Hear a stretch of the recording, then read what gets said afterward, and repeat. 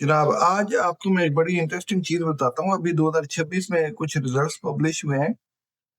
तो कहानी कुछ यूं है कि 2014 में जापान की खिलाई एजेंसी जाक्सा ने एक खिलाई जहाज या प्रोब हमारा भेजा जमीन से एक स्यार्चे की तरफ। स्यार्चे को एस्ट्रॉयड भी कहते हैं। वो उस एस्ट्रॉयड की तरफ भेजा और वो एस्ट्रॉयड जो है वो जमीन से 2014 में 30 करोड़ किलोमीटर दूर था।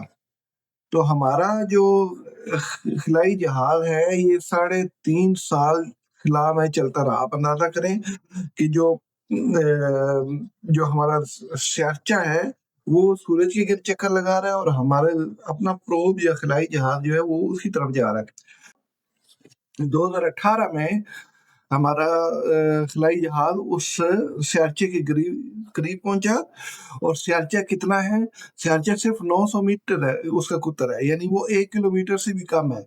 और फिर हमारा खिलाई जहाज उस स्यार्चे के गिर्द तकरीबन 1.5 साल चक्कर लगाता रहा। 1.5 साल के दौरान उसने 2 दफा उसको टच किया। एक दफा उसने सरफेस से सैंपल कलेक्ट किया और एक दफा उसने उसको अंदर से खोदा। उसके अंदर एक छोटा सा गड्ढा बनाया और गड्ढे के अंदर से सैंपल लिए।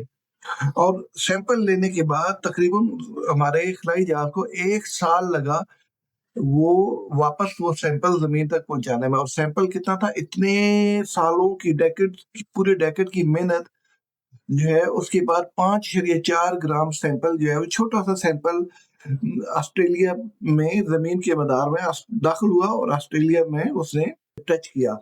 तो वो जो सैंपल वहां से लिया है उस सैंपल को फिर एनालाइज करना शुरू किया और दुनिया भर की लेबोरेटरीज में उसका एनालिसिस होता रहा। सबसे बड़ा खतरा यह था कि कहीं जमीन की कोई चीज जो है उसके अंदर आमेजिश ना हो जाए जमीन की। क्योंकि हम ये जानना चाहते थे कि वो जो स्यार्चा है, स्यार्चे पे जिंदगी की बुनियादी मालिक्यूल मौजूद हैं या नहीं। तो हुआ क्या कि जब हमने उसको एनालाइज किया तो हमें मालूम हुआ कि 5 न्यूक्लियोटाइड बेसिस है जमीन पर जो जिंदगी के लिए जरूरी है।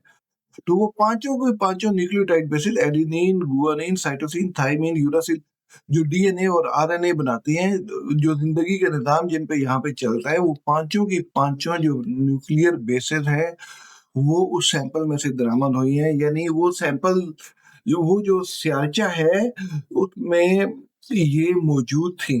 ये जिंदगी की बुनियादी अज्जा है, ये उस स्यार्चे के अंदर, उस एस्ट्रॉयड के अंदर मौजूद थे।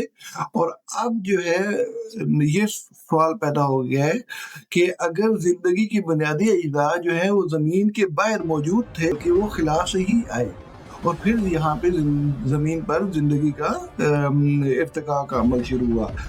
तो ये एक दिलचस्प सिचुएशन है। और अब भी क्वेश्चन ये है कि क्या जिंदगी का आगाज वाकई खिला से आने वाले मॉलिक्यूल से हुआ? Thank you.